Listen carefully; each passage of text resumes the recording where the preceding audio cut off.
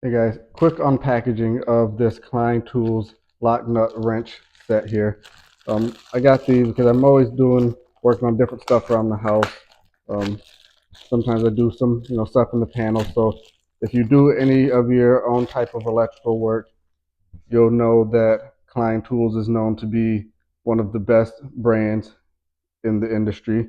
Um, and you'll also know that sometimes getting those lock nuts off of your out of your panels or even tighten them back up can be a pain.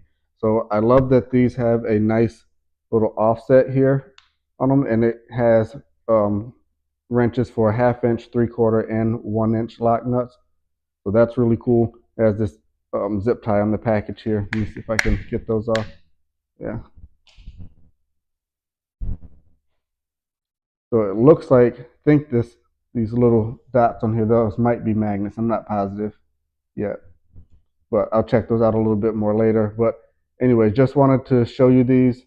I think they feel really nice, and I think again, if you do any work in your panels, you'll know how difficult it is sometimes to get to those lock nuts. So this should be the set to solve that problem for you.